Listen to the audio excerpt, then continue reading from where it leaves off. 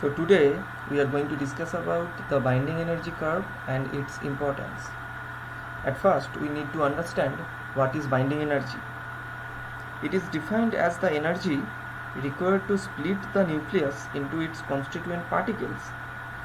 The greater the binding energy of a nucleus, the larger the energy that must be supplied to break it up, and the greater its stability. Equivalently, the binding energy of a nucleus is the energy given off when free nucleons combine to form a bound state nucleus.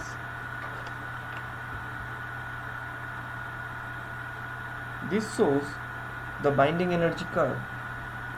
In the binding energy curve, the average binding energy per nucleon is plotted against the number of nucleons, or basically the mass number.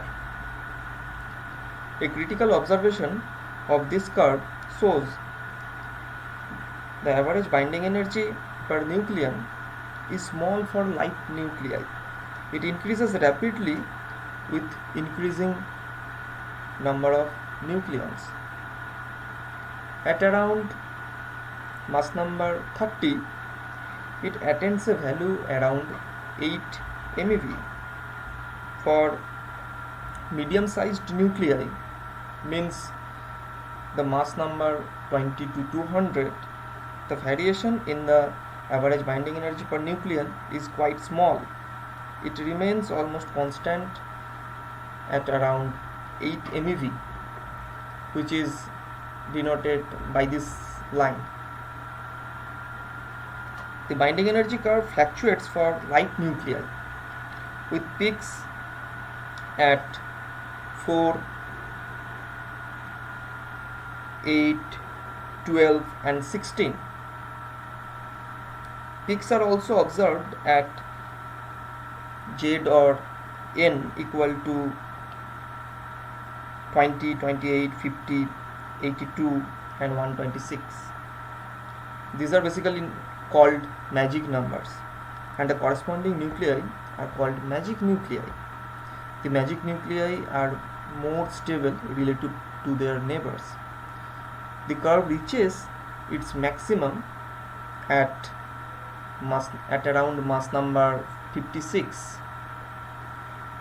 This is the most stable nucleus, as the maximum energy is required to pull a nucleon away from it. For heavy nuclei with mass number greater than 200, the average binding energy per nucleon decreases slowly. A striking feature of the binding energy curve is the consistency of the average binding energy. This is possible only if the range of the nuclear force does not extend to more than a few nucleons. That is, the range of the nuclear force must be very short.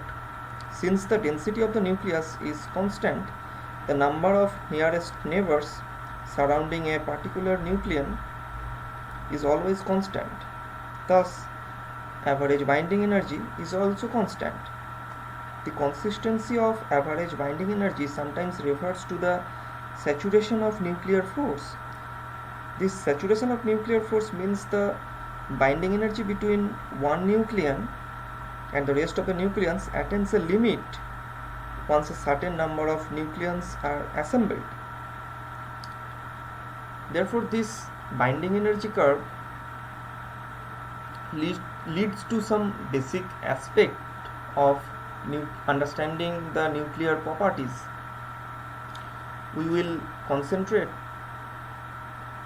few other information that we can gather from this binding energy curve in the next lecture. Thank you.